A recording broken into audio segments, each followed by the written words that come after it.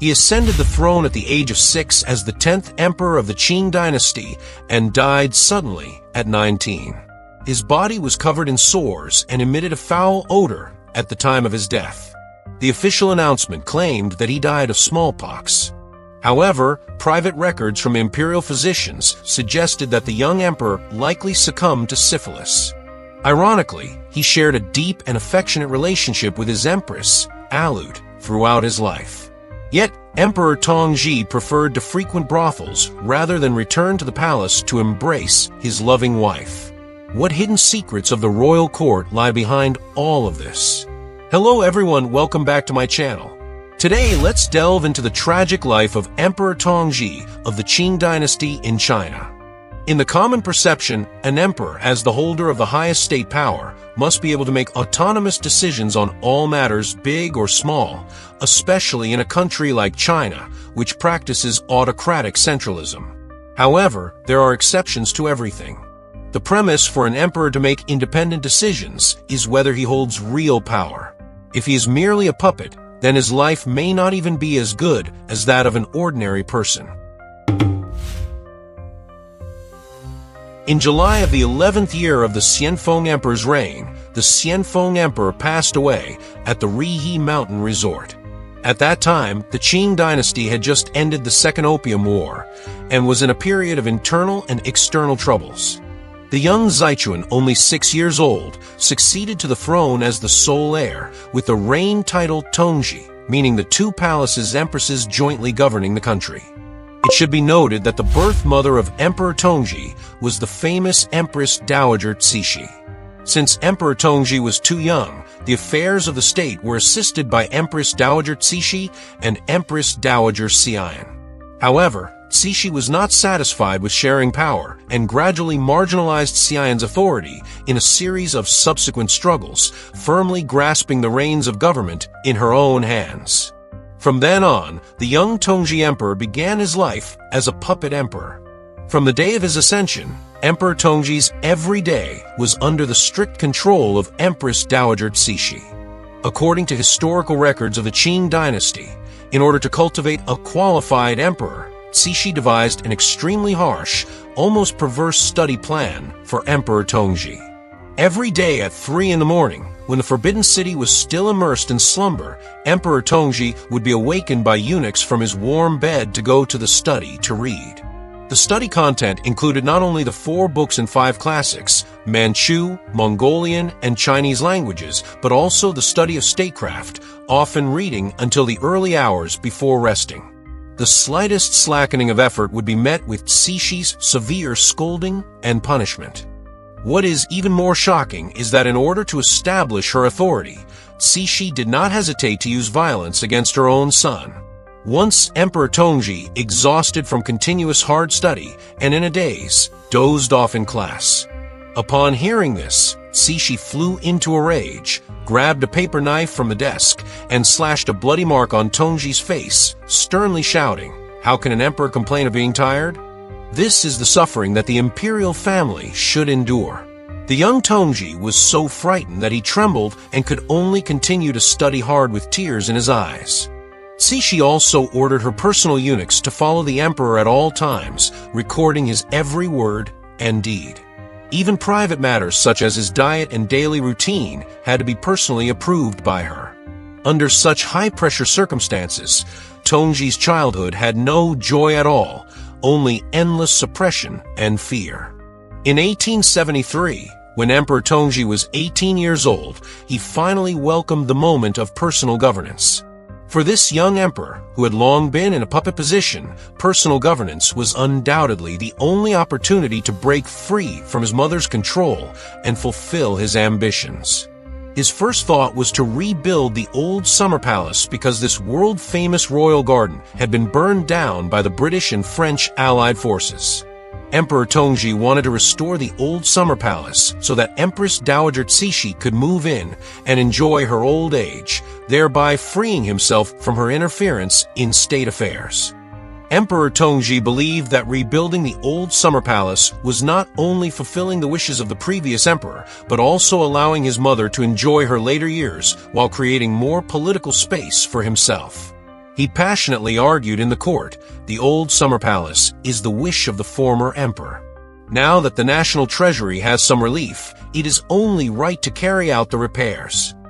Cixi, on the surface, praised her son's filial piety, nodding repeatedly. The emperor's filial heart is commendable. However, behind the scenes, she had already placed her pawns in opposition. Sure enough, soon after, court officials began to petition one after another, citing empty national treasury and suffering people as reasons to request the postponement of the old summer palace project. When Emperor Tongzhi argued logically, Cixi suddenly lifted the curtain and came out, furiously scolding, "Such naive views, and you dare to call yourself the son of heaven?" She publicly humiliated Emperor Tongzhi, completely shattering his illusion of gaining power. The failure of this political struggle made Emperor Tongzhi fully realize that he was nothing more than a puppet on strings in his mother's hands, and no matter how he struggled, he could not break free from being manipulated. The blueprints of the old summer palace were eventually locked away in the cabinet's warehouse, never to be unfolded again, and Emperor Tongzhi's dream of personal governance also turned into an illusion under his mother's stern scolding. In 1872, when Emperor Tongzhi was 17 years old, he reached the age of marriage. This marriage should have been a new beginning in his life, but unexpectedly, it became the fuse that ignited the conflict between him and his mother, Empress Dowager Cixi.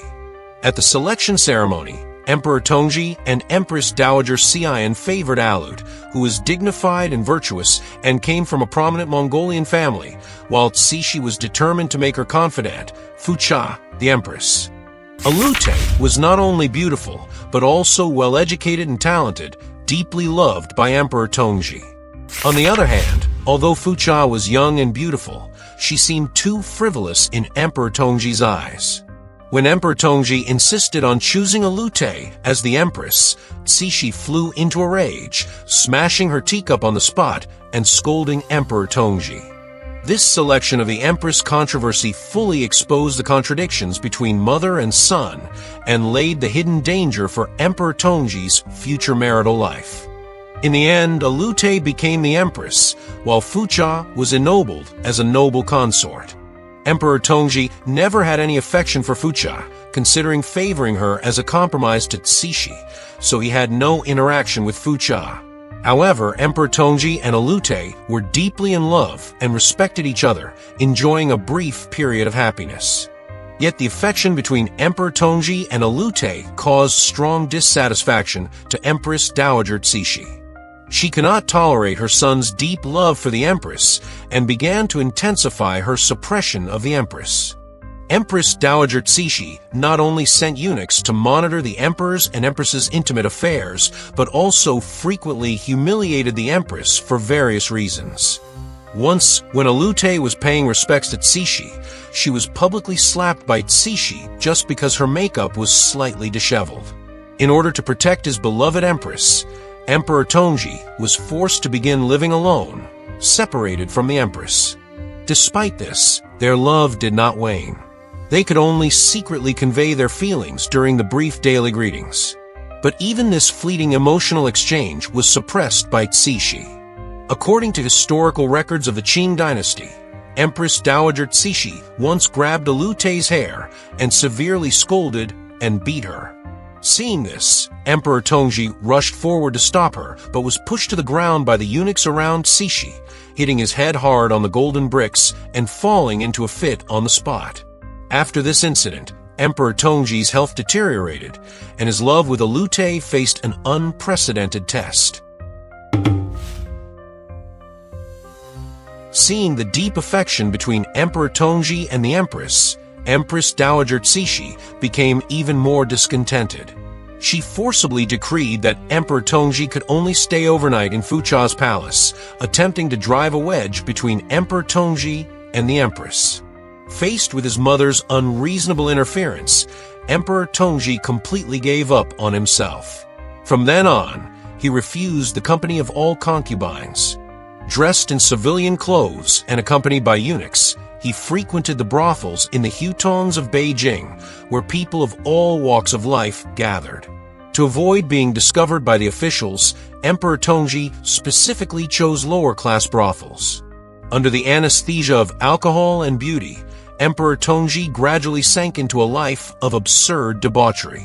Shockingly, the eunuchs close to Empress Dowager Cixi even actively recommended brothels to Emperor Tongzhi. In fact, this was a carefully designed conspiracy by Cixi.